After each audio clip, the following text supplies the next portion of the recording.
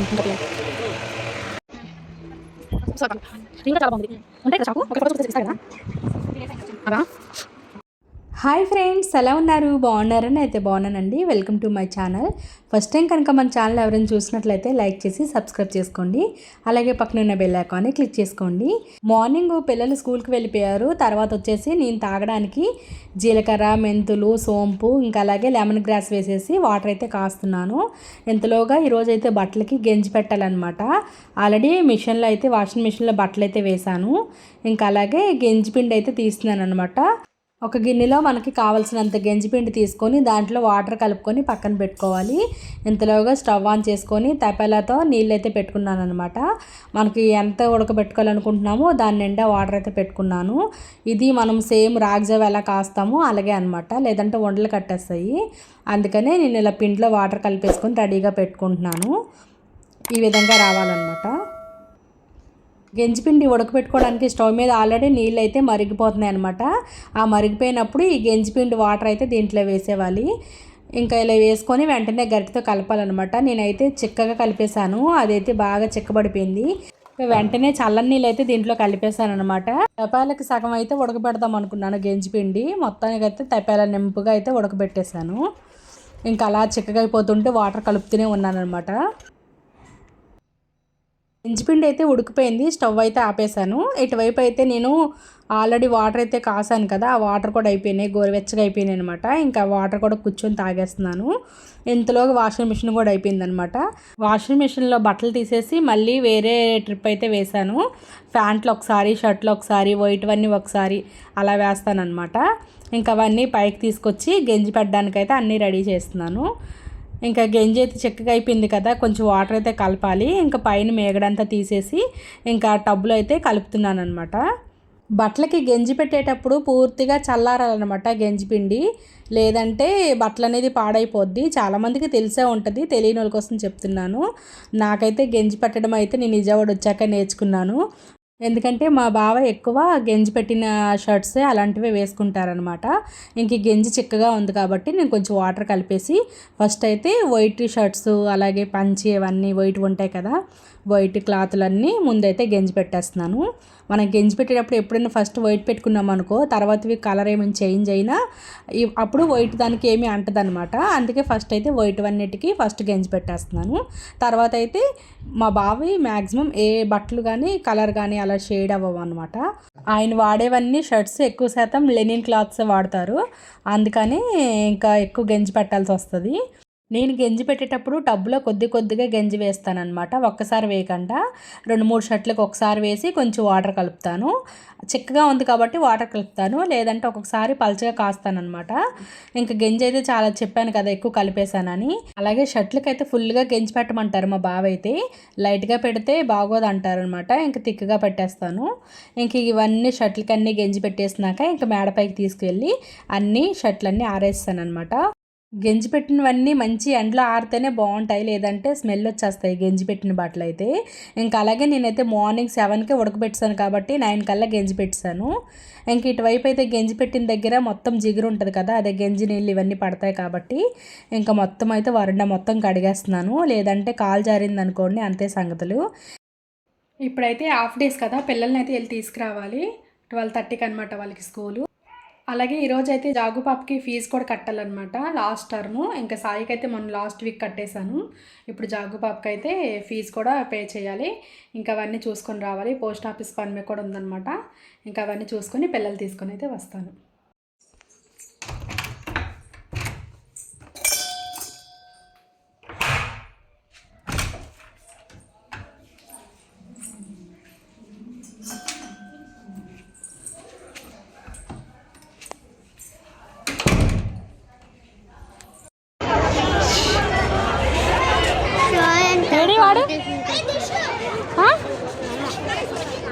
తెలీదా ఎక్కడ ఉన్నాడు? నేను ఫీజు కట్టేసి వస్తా ఉండు. దానిక దేంట్లో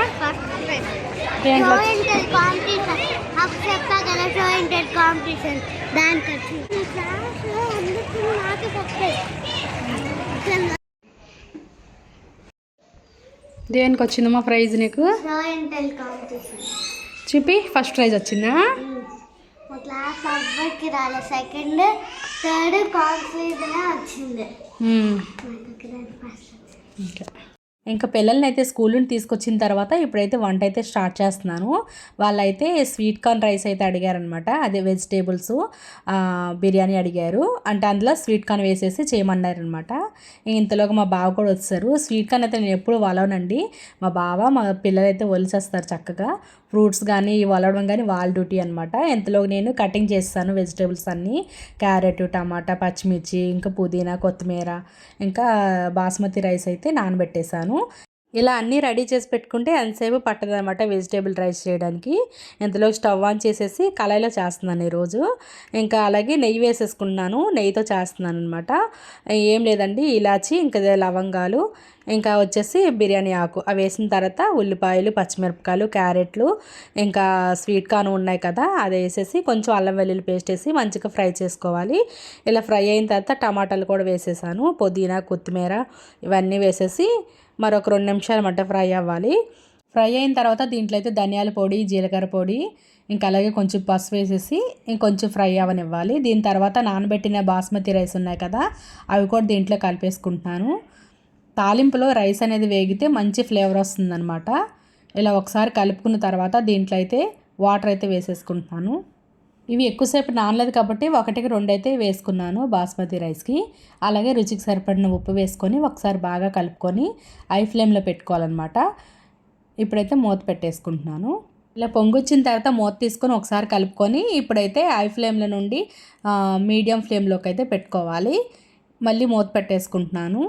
ఈరోజు వెజిటేబుల్ రైస్లోకి నేను కర్రీ కానీ ఇంకా పెరుగు చట్నీ అలాంటివి ఏమీ చేయడం లేదనమాట. ఎందుకంటే వెజిటేబుల్స్ అన్నీ వేసాను కదా వాటితో పాటు తినేస్తాము. అలాగే ఈరోజు అయితే లస్సీ చేయమని చెప్పారు. అందుకని పెరుగు అయితే మంచిగా పొద్దున్నే తోడు పెట్టాను కాబట్టి ఇప్పుడైతే లస్సీ కలిపేస్తున్నాను.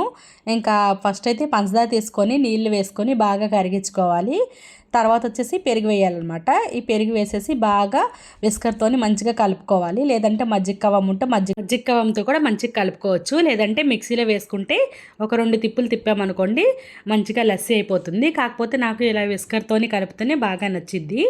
మధ్యలో ఇలాగా వెజిటేబుల్ రైస్ అలా ఉందా ఏంటనే చూస్తున్నాను. కొంచెం అయితే వాటర్ ఉందన్నమాట.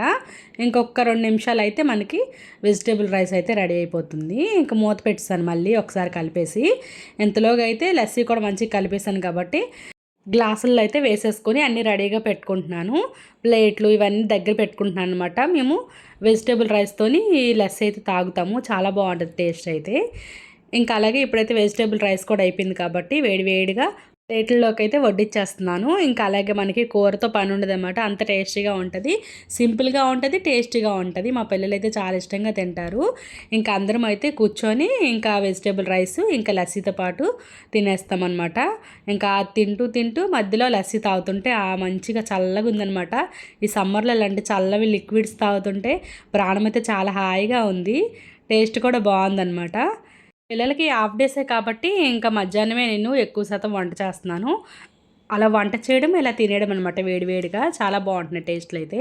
ఇంకా అలాగే తినేసిన తర్వాత ఇంకా గంజి పెట్టాను కదా మార్నింగు. ఇంకా మార్నింగ్ గంజి పెట్టినవన్నీ చక్కగా ఆరిపోయినాయి.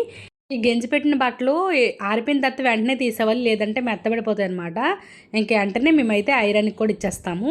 ఇంకా బట్టలన్నీ అయితే ఇంకా నేను తీసేసాను. ఇంక ఈరోజు డ్యాన్స్ క్లాస్ ఉంది కాబట్టి జాగుని అయితే డ్యాన్స్ క్లాస్ దగ్గర డ్రాప్ చేసేసి ఇంకా బీసెంట్ రోడ్లో రమా ఉంది కదా అక్కడికైతే వచ్చామన్నమాట. మా ఫ్రెండ్ అయితే కొన్ని పెట్టుబడి చీరలు అనమాట తీసుకుందామని వచ్చింది.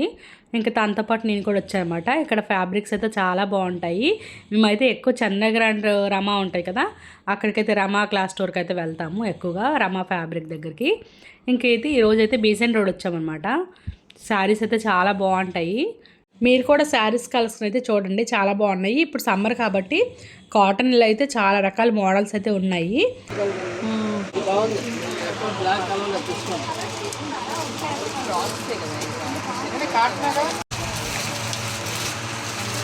మా ఫ్రెండ్ అయితే గోల్డ్ కలర్లోనే అన్ని 5 శారీస్ అయితే తీసుకుందనమాట.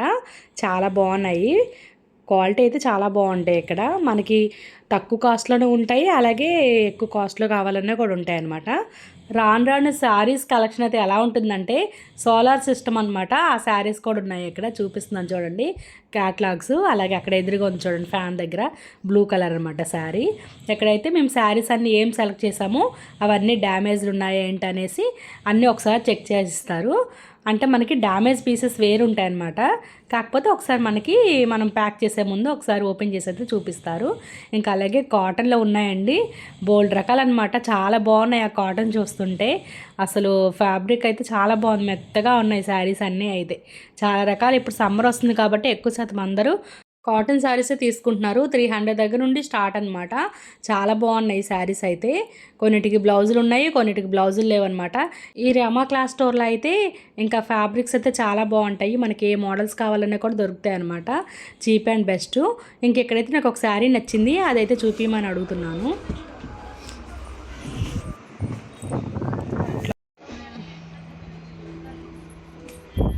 సారీ పర్లేదు, రియల్గా చాలా బాగుంది ఇది.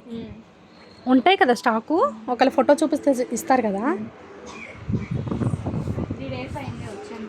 అదా విజయవాడలో రమా క్లాస్టర్ అంటే తెలియని వాళ్ళు ఉండరనమాట. ఈ షాప్లో వచ్చేసరికి 100 దగ్గర నుండి 200 అలాగే ముక్కల చీరలు ఇంకా ఫ్రాక్ కుట్టించుకోవడానికి చాలా రకాల ఫ్యాబ్రిక్స్ అయితే దొరుకుతాయి. ఇంకా అలాగే అక్కడ నుండి బిల్ చేయించుకొని ఇంకా వేరే దగ్గరికి వచ్చామన్నమాట. అదేనండి రమా ఫ్యాబ్రిక్ అయితే ఇక్కడ బిసెంట్ రోడ్ దగ్గర నుండి చందన గ్రాండ్ పక్కకైతే వచ్చామన్నమాట. ఈ శారీస్కి అన్నిటికీ ఇంకా మ్యాచింగ్ బ్లౌజెస్ అయితే చూస్తున్నాము. ఇంకా ఇగోండి ఇలాగా 120, 150, 100 ఇలా ఉన్నాయన్నమాట. ఇవైతే మేము శారీ మీదకి మ్యాచ్ అయ్యేలాగా చూసుకుంటున్నాము. ఇంక ఇక్కడైతే పెట్టుబడికి పెట్టాల్సిన జాకెట్ ముక్కలు కూడా 100 రూపీస్కి 2 వస్తాయన్నమాట. బాగున్నాయి అవి కూడా. పట్టు వస్తుంది ఆకుపట్టులో అనమాట. కొంచెం డిజైన్ వచ్చి చాలా బాగుంటున్నాయి. ఇంక ఇక్కడ అవన్నీ ఇక్కడైతే 4 ఫ్లోర్లు ఉంటాయి. మనకి ఫ్యాబ్రిక్స్ అనమాట ఎక్కువ దొరుకుతాయి. ఇవన్నీ మనకు కావాల్సినవి తీసుకొని అయితే ఇంటికైతే వచ్చాము. ఇంటికి వచ్చిన తర్వాత ఈరోజు పిల్లలు అయితే పన్నీర్ కర్రీ ఇంకా అలాగే పరోటా చేయమన్నారు. పరోటా అయితే నేను రెడీమేడ్ తెచ్చాను అనమాట. పన్నీర్ తీసుకొచ్చాను. ఇంకా పన్నీర్ అయితే ఫ్రై చేసేసి ఇంకా మసాలా అయితే వేయిస్తున్నాను పన్నీర్ కూర కోసం అనమాట. మంచిగా మసాలా అంతా వేగిపోయిన తర్వాత పన్నీర్ ముక్కలు కూడా వేసేసి మంచిగా కలిపేస్తున్నాను. ఒక 5 minutes కుక్ అయితే సరిపోతుంది. ఎందుకంటే ఆల్రెడీ ఆయిల్లో ఇచ్చేసరికి పన్నీర్ వేయించేసాను కాబట్టి ఇంకా ఎంతసేపు ఎక్కువసేపు ఉడకదనమాట. ఇంకా లాస్ట్లో కొత్తిమీర వేసేసి ఇంకా స్టవ్ అయితే ఆఫ్ చేసేసాను. ఇంతలోగా అయితే రెడీమేడ్ పరోటాలే కాబట్టి చక్కగా కొంచెం ఆయిల్ వేసేసి అటు ఇటు ఫ్రై చేస్తాను అనమాట. ఇంకా ఇంటికి వచ్చిన తర్వాత ఒకదాని తర్వాత ఒకటి పని చేస్తూనే ఉన్నాను. ఒక రోజంతా తిరిగినట్టే ఉంటానన్నమాట. స్కూల్ నుండి డ్యాన్స్ క్లాస్ నుండి ఇంకా మధ్యలో మాకు లైనింగ్స్ కానీ ఏదైనా కావాలంటే అలా షాపింగ్కి ఇవన్నీ తిరిగేసరికి ఎంత టైం అయిందనమాట. ఇంక ఇంటికి రాగానే మళ్ళీ రైస్ వద్దంటారు. ఇంకా టిఫిన్ చేయడము, దానికి మళ్ళీ కూర అనమాట. ఒకరికేమో గ్రేవీ ఎక్కువ కావాలి, ఒకరికి వచ్చేసి పన్నీర్ ముక్కలు కావాలంటారు. మా సాయికేమో పెద్ద ప్లేట్లో పెట్టమంటారు, మా జాగు వచ్చేసి చిన్న ప్లేట్లో పెట్టమంటుంది. ఒక్కొక్కరు ఒక్కొక్కలాగా ఉంటారనమాట. నేనైతే పరోటాలన్నీ వేయించేస్తున్నాను.